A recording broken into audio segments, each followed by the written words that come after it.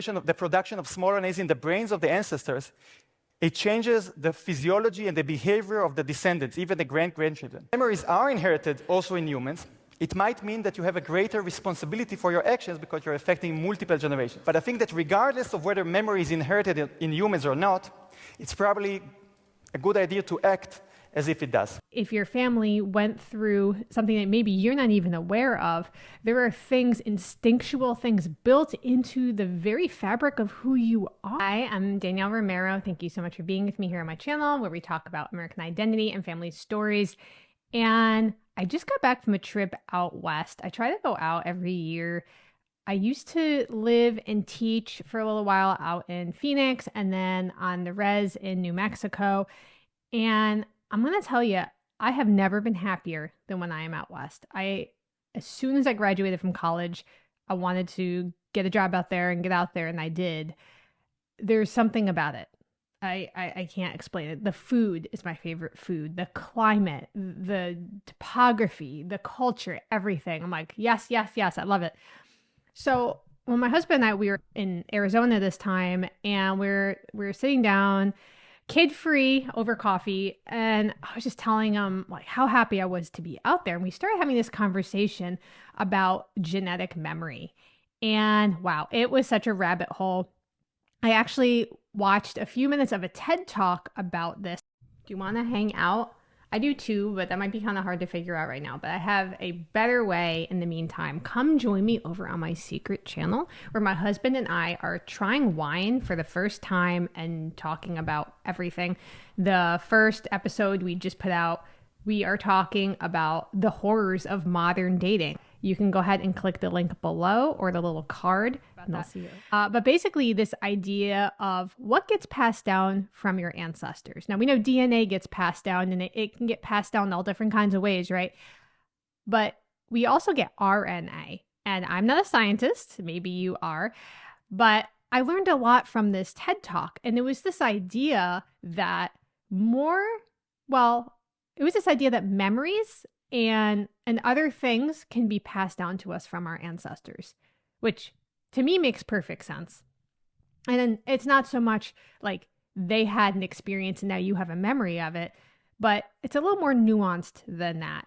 And it's funny because as I've been doing my ancestry, I actually was able to trace a lot of great grandparents to Santa Fe and the New Mexico territory out in the 1700s. I was like, man, like I was really excited about that. I was like, I knew I loved it here. So I wanted to talk a little bit about that and watch this TED Talk. It's like 7 minutes long. I'll probably pause it here and there with this scientist explaining why he thinks it might be a possibility. Just to give an overview, so we're not watching the whole thing. He kind of explains why memories shouldn't be inherited. Well, he's saying it shouldn't be inherited because it's not in your DNA, and your DNA is the only thing that is passed down, to your descendants. And so he used this worm to kind of work through this, and he came out with a different conclusion on the other side. What I discovered using this worm, you need to understand why, in theory, memories should not be inherited. There are a few reasons. The main reason is that we have two types of cells in our body. Somatic cells, which are the regular cells of the body, like blood cells and neurons and muscles. And we have germ cells. These are the sperm and the egg. And these are the only cells that can transmit DNA to the next generations. So, for example, if you go to the gym and you practice and you build up muscles, since it doesn't affect the DNA in your germ cells, the sperm and the egg, it doesn't lead to inheritance. And this is a fundamental principle. It's called the second law of biology, the first being natural selection. And it's also known as the soma to germline barrier. The germline is segregated from the soma. And the man who discovered this barrier is August Weismann. This is why it's also called the Weismann barrier. And he is one of Darwin's most prominent. It's going to make myself a little bigger, so I don't get in trouble for using content. So basically, he's saying that there is this barrier. Like whatever you do to your body in your lifetime, for the most part, he's saying if you get really strong at the gym, you're not going to start having kids that are really buff. That doesn't work like that.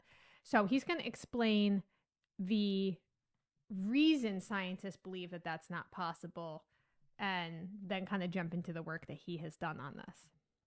Followers, he worked in the 19th century, and he had many seminal contributions, many important discoveries, but he wanted to prove that what happens in the soma stays in the soma, and that we cannot inherit acquired traits.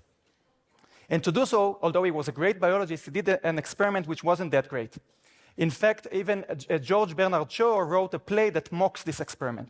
What he did was, for many consecutive generations, he cut off the tails of mice in every generation. And he suggested that the fact that they kept growing long tails and that the short tails were not inherited shows that inheritance of acquired traits can't happen. Of course, we know this also from circumcision. We didn't need these experiments, but still it convinced the scientific world. And specifically, I was thinking about the memory of starvation. And the reason is that the biggest epidemiological study that has been done on humans on transmission of responses between generations was done on people that survived starvations in the past. In the Second World War, the Nazis starved large populations in the Netherlands. And people studied their many descendants, the descendants of the individuals that were starved. And they saw that although there are no changes to their DNA as a result of the starvation, because this can't happen, the descendants suffer more from diabetes and from other neurological diseases such as schizophrenia. Of course, this is extremely difficult to study in humans or in mice because they're so complex. But I thought maybe worms can explain it. Maybe what's being transmitted here are small RNAs. And this is a different type of inheritance than DNA. It's new rules of inheritance. To study this, we can do a really good starvation experiment in worms because we can really control their conditions. So what we did is we took worms and we either starved. And when we starved the worms, we found that they make small RNAs that regulate the function of nutrition-related genes. They regulate their nutrition. But not only that, the interesting part was that these small RNAs moved also to the children, to the grandchildren, and to the great-grandchildren, and protected them and changed their nutrition-related genes as well. And this had real consequences on the physiology of the kids.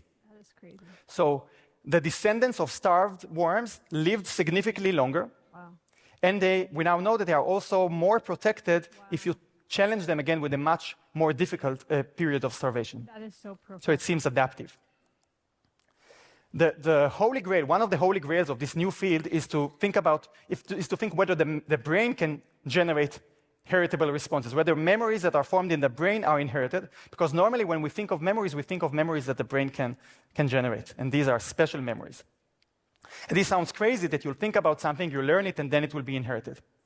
But we wanted to study this in worms, and we showed that, in fact, it happens. So small RNA changes in the brains of worms lead to transgenerational changes that affect multiple generations. If you change the production of small RNAs in the brains of the ancestors, it changes the physiology and the behavior of the descendants, even the grandchildren. Oh. So we've shown that small RNAs that are made in the ancestors' brains are needed so that the kids and the grandkids can search food efficiently. Otherwise, they can't find food, which is also obviously very critical. Okay, I just want to jump in before we finish the last few minutes where he does the application for people. So basically, he's saying they use these worms to kind of extrapolate what they think could be happening with people. And it's so profound. I'm sure it's more nuanced than that, right? I think he had said earlier that these worms only have like 300 neurons in their brain, and we have like billions. But it's the model that what affects the ancestors trickles down to the children, the grandchildren, the great-grandchildren. And I like how he's talking about this as almost a protective mechanism. Something that, if your family went through something that maybe you're not even aware of, there are things, instinctual things built into the very fabric of who you are. And it's very profound. Their responses last. And we found a mechanism that we call the transgenerational timer, which dictates, which governs the duration of the heritable responses. And normally responses are last only 3 to 5 generations, and then they are erased. I'm ending here. This is my last slide. I want to say, and this is a very important message that has to come across, that we have no idea whether this is happening also in humans. We just don't know. Okay? So there's no need to be worried or anything like that, because we have no idea. Many things were discovered in simple organisms and later found to be true in humans, but we have no idea that this is one of them. I certainly hope so, but we don't know. If memories are inherited also in humans, it might mean that you have a greater responsibility for your actions because you're affecting multiple generations. But we don't know that's the case. But I think that regardless of whether memory is inherited in humans or not, it's probably a good idea to act as if it does. Wow. So thank you very much. I got goosebumps from that for sure. And I'll link to it below if you want to listen to the whole video. It was only like 13 minutes or so in total. But what a profound statement. And I think he's saying we don't know for sure, but we're seeing that it is true in other organisms.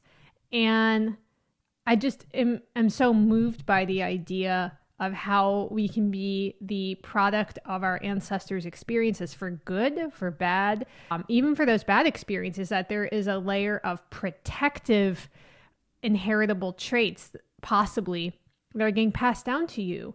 So we're being strengthened by the adversity of our ancestors. This is profound. This is profound stuff, and I think it is fascinating and applicable to you, whatever your ancestry is.